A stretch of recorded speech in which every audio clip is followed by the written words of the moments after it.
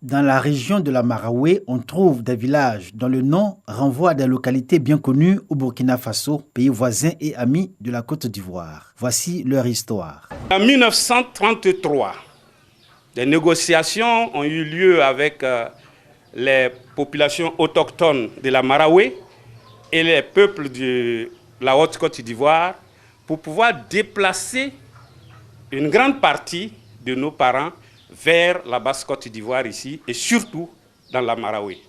Les parents ont dit que vers les années 40, Houphouët Boigny, qui savait qu'il devait être plus tard le président de la République de Côte d'Ivoire, il va vouloir développer l'agriculture ivoirienne.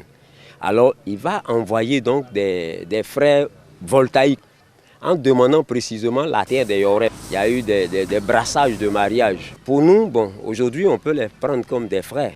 Aujourd'hui, ce sont de gros villages bien intégrés et qui vivent en harmonie avec leurs tuteurs, les Yaoulais, les Gouro, les Ayaou, autant qu'avec les autres communautés allogènes et autochtones. Ce sont Garango, Koupela, Tenkodogo, Koudougou et Ouaga, dont les habitants, dans leur majorité, sont détenteurs de la nationalité ivoirienne. Je suis né à Koupela, je suis grandi ici, je suis toujours ici. Ivoirienne 100%.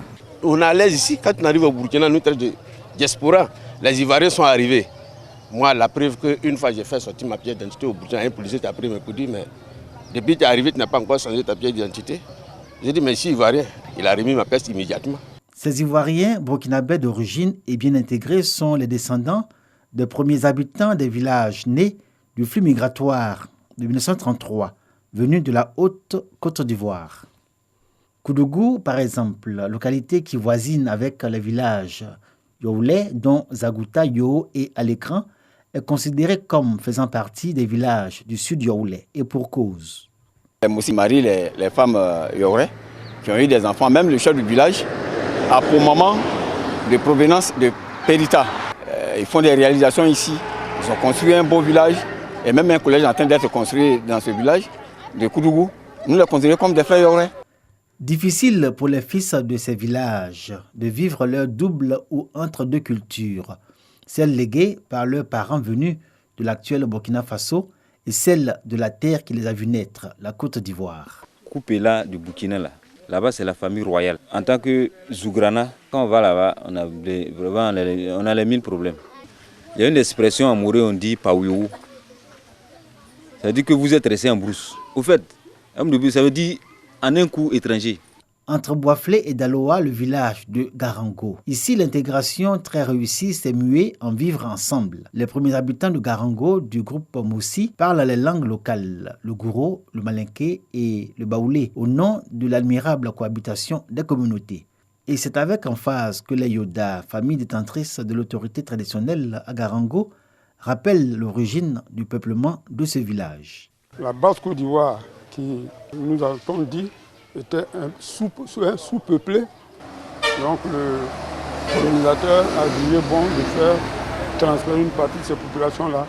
Et Boisflé, la région de la Marawe, a été choisie pour créer ces villages de la colonisation par l'arrêté 2292 du 11 août 1933. Garango est créé depuis 1933.